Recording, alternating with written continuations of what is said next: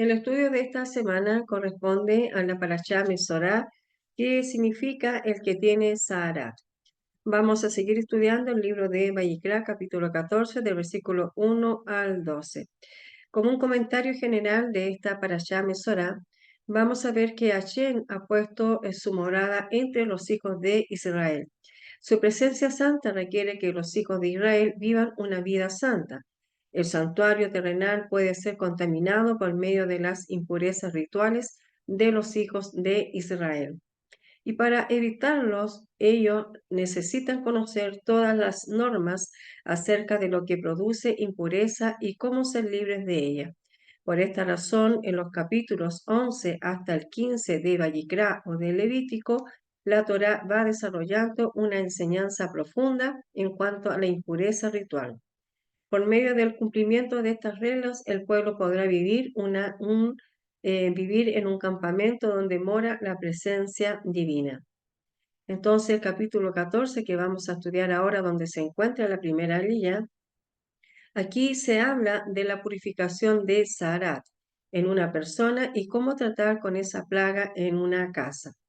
Todas las instrucciones han sido dadas con el fin de evitar que el tabernáculo sea contaminado y el pueblo dañado por la presencia divina que está en medio de ellos, tanto en el desierto como luego en la tierra prometida.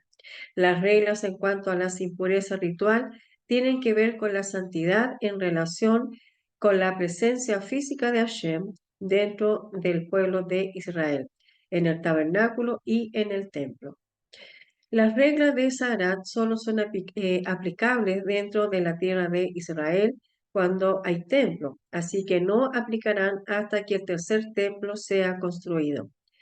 En la parashá pasada vimos cómo el Talmud menciona que el nombre del Mesías es el estudioso leproso. Por lo tanto, las leyes de la purificación de Sarat están íntimamente relacionadas con él y más concretamente con su muerte y resurrección. Entonces, aquí en esta primera línea vamos a ver acerca de un pecado que es muy grave delante del Eterno, que es la Lashon Hara, que es la difamación, que causa de inmediato el estado final de Sarat. Si un judío cometía alguna de las transgresiones pasibles de ser castigada con la enfermedad Saharat, la enfermedad generalmente comenzaba con los síntomas que requerían cuarentena y luego se los volvía a revisar. En su misericordia, el Todopoderoso generalmente no provocaba de inmediato la aparición de señales definitivas de tumá, o sea, de impureza, porque el pecador se arrepentiría. Se le perdonaría el estado final de Sarat a aquel que solo necesitaba aislamiento. Sin embargo, había una clase de pecado que era diferente y la persona culpable padecía de inmediato los síntomas definitivos de la lepra.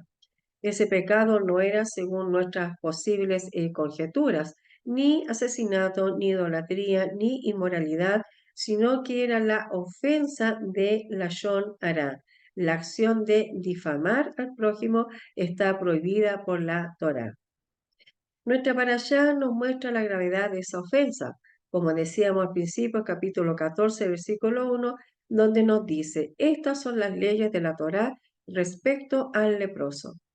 Nuestros sabios explican que la palabra leproso es un acróstico de difamador, debido a que la Lashon Hara es uno de los pecados más serios que se castiga con la enfermedad de Sarat.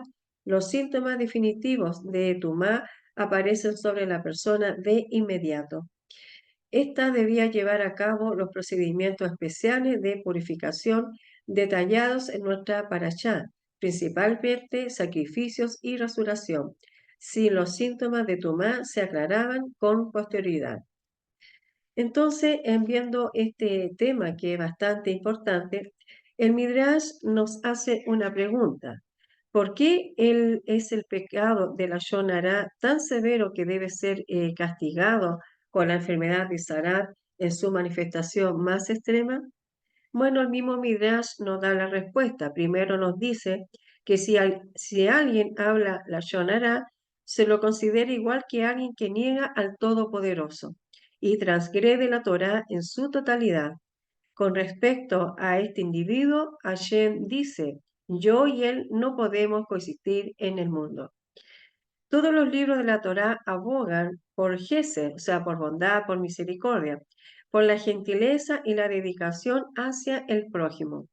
Por consiguiente, degradar a otro judío es ir por el camino diametralmente opuesto a los principios fundamentales de la Torá.